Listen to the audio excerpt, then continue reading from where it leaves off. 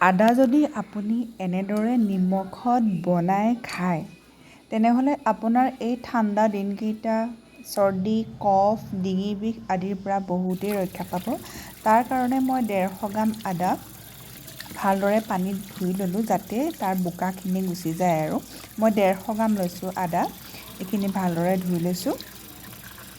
আৰু এখন শুকান কাপোৰে এয়া মই পানীখিনি মোহাৰি ল'ম। আপোনালোকে এবাৰ মোৰ দৰে বনাই চাব।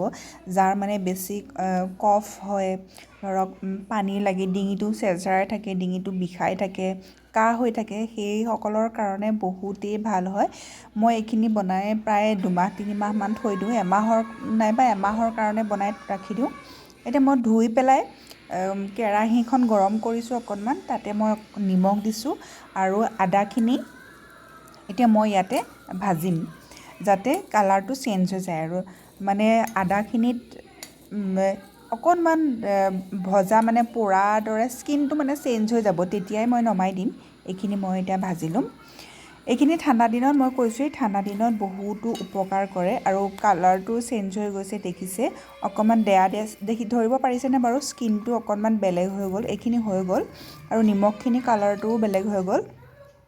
আৰু মই এতিয়া পানী লৈছোঁ, এই পানীত এইখিনি আদাখিনি দি পেলাই ইয়াৰে বাকলিখিনি ভালদৰে গুচাই ল'ম। আৰু মই কৈছোঁৱেই ঠাণ্ডা দিনত বহুত উপকাৰ হয় এইখিনি যদি আপোনালোকে এনেদৰে বনাই ৰাখি দিয়ে। প্ৰায় এমাহমানৰ কাৰণে ৰাখি দিব পাৰে। মইতো 2 মাহমানৰ কাৰণে এনেকৈ কেণ্ডি নিচিনাকৈ বনাই ৰাখি দিওঁ। আৰু মই এয়া এতিয়া কাটি ল'লোঁ ভালকৈ গুচাই পেলাই। এতিয়া মই মিক্সিত দিছোঁ, মিক্সি জাৰ এটাত দিছোঁ। যদি বিচাৰে অকণমান পানী দিব পাৰে, কিন্তু যদি পানী নিদিয়াকৈ পিচিব পাৰে তেনেহ'লে আৰু ভাল। এতিয়া মই এখন টাৱা লৈছোঁ, টাৱাখন গৰম কৰি পেলাই এয়া 1 চামুচ ঘিউ দি দিলোঁ। 1 চামুচ ঘিউ দি যেতিয়া ঘিউখিনি গৰম হ'ল, এতিয়া মই যোনখিনি পেষ্ট বনাই থৈছিলোঁ আদাৰ, সেই আদাৰ পেষ্টখিনি দি দিছোঁ। এনেদৰে গোটেইখিনি দি পেলাই এতিয়া মই এইখিনি লৰাই থাকিম। আৰু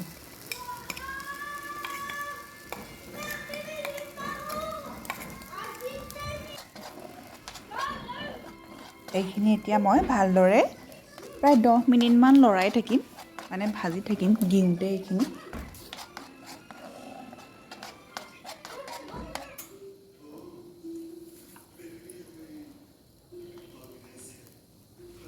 এনেদৰে আপোনালোকে যদি ভিডিঅ'টো ভাল লাগিলে এবাৰ বনাই ট্ৰাই কৰি চাব।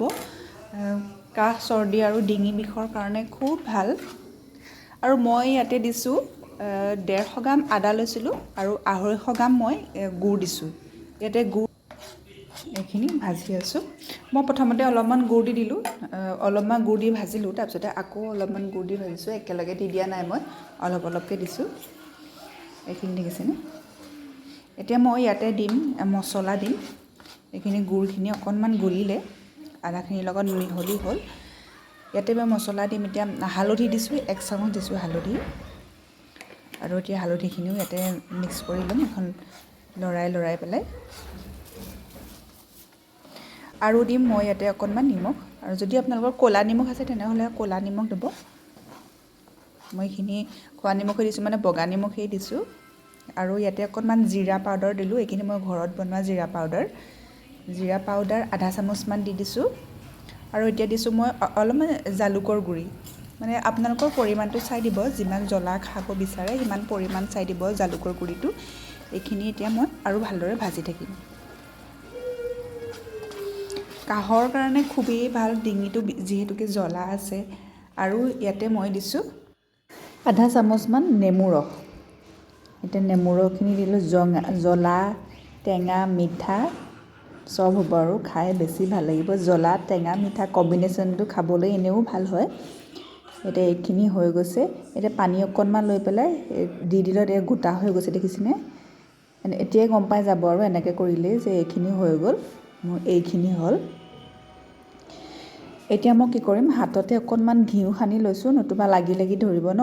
অলপমান 5 মিনিটমান থৈ ল'লোঁ। এতিয়া মই সৰু সৰুকৈ গোল বনাই, আৰু এয়া মই চেনি মানে পাউডাৰ কৰি ৰাখিছিলোঁ, যিহেতুকে কেক বনাবৰ কাৰণে মোৰ থাকেই পাউডাৰ চুগাৰটো। আৰু তাতে মই দিলোঁ এটা এটাকৈ যাতে লাগি নধৰে।